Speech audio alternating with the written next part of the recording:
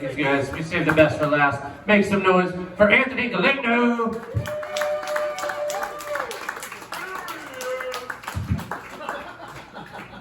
All right, I drove here from Everett, so Jeremy, pony up, come on. Cassie Bob! Jesus. This is a red county, Jeremy, good God. Like you heard, guys, my name's Anthony Galindo. All right, shut the fuck up. All right. We've been listening to you all night, and you're never the one holding the microphone.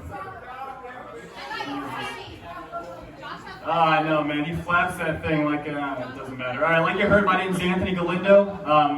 Galindo is actually a Spanish name. That's true. I know I look real German, but my name is Spanish because my grandparents are war criminals. Did we all get that one? Raise your hand if you got that one. And the joke is I look like a concentration camp counselor, right? Like, kids, come on, out of the lake, hit the showers, let's go.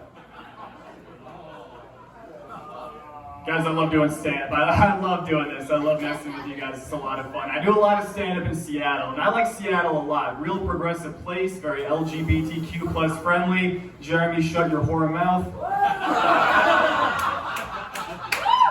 You know, I like a place that's really LGBTQ plus friendly. I do. Personally, I can really empathize with lesbians. Because in high school, I also wanted to be just one of the guys, you know? Go long. You guys are a fun crowd, man. This is a real drinking and driving kind of group. This is my kind of people, man. Hell yeah. Hell yeah. Damn, one of you is going to have a wooden cross on the side of the highway by tomorrow morning, I'll tell you that.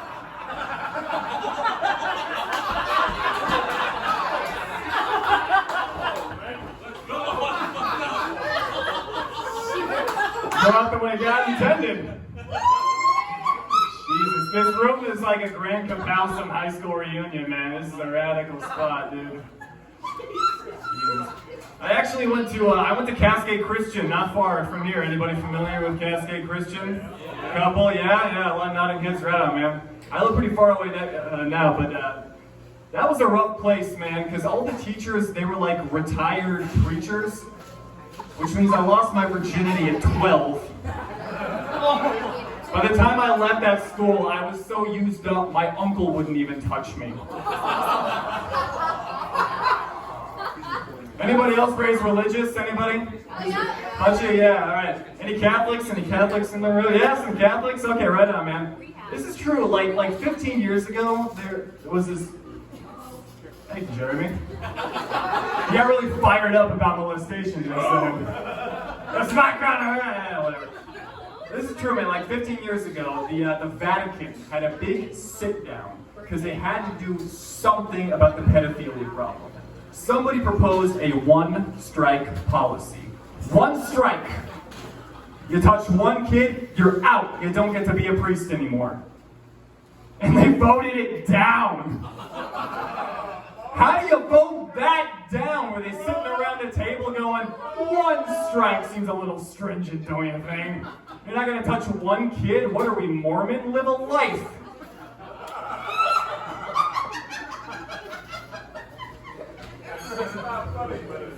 You gotta envy pedophiles a little bit, don't you?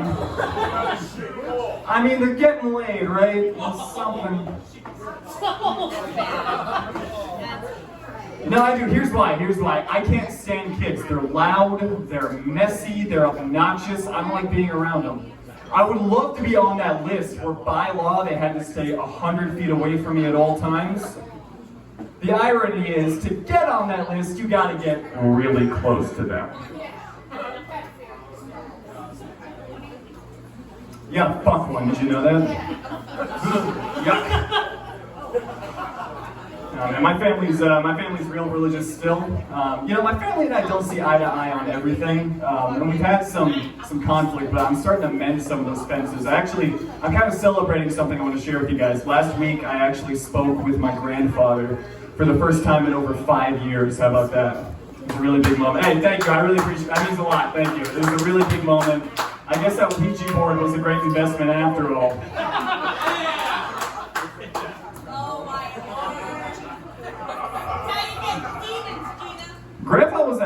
guy. He was a veteran of the Second World War. You know, and when I was little, he would put me on his knee and tell me all his old war stories and everything, but I could barely understand the guy through his thick German accent. I didn't see him a lot growing up because flights to Argentina are just so damn expensive.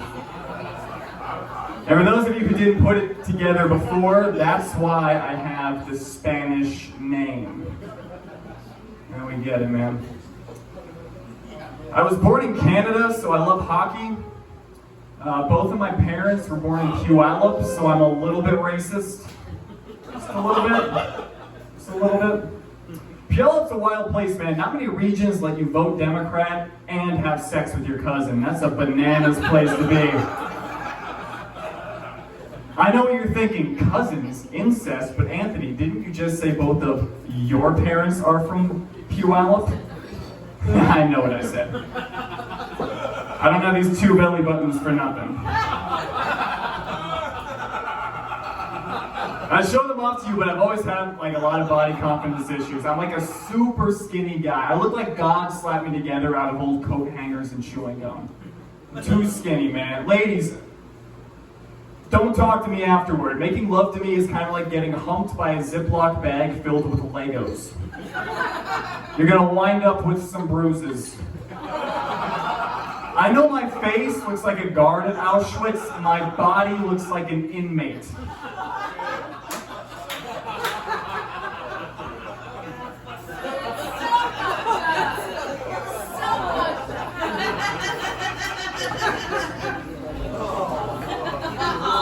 I don't think Anne Frank and I would have been very good friends.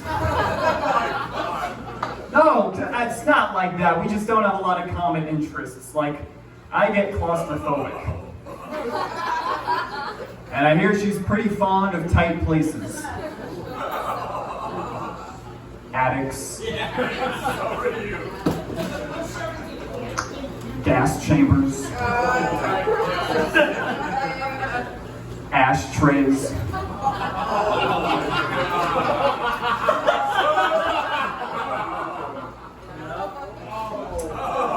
I've been having some trouble dating. Women tell me it's because of my personality. Can you believe that? No. Jesus, man, it's rough. And I went on a date a little while ago, and this girl, you know what, I'm just going to tell you the story, and you tell me if you believe it or not. She told me that her dad was in the room with the band Lynyrd Skynyrd when they wrote the guitar riff for Sweet Home Alabama. Do you believe that?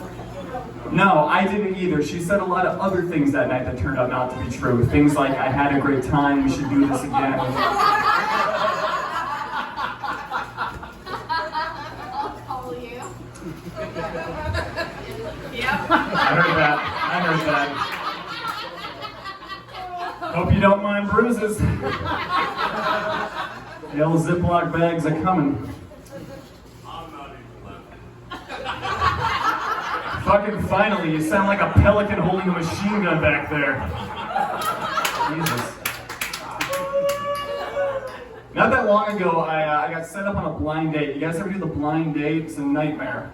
I walk in, and it's your classic Pacific Northwest hippie gal, you know? She's got the feather earring and the crystal necklace and opinions, yuck. And she had the shaved head, which is like a weird fashion in the hippie chick community, the shaved head. But here's the thing, we like hit it off really well. Like, she was super cool, great sense of humor, and I had like this honest gut check moment with myself where I thought, Anthony, quit being shallow. Who cares if she's got the shaved head? Just ask her out again. So I told her, listen, I'm having a great time with you. What are you doing next weekend? And she said, chemo.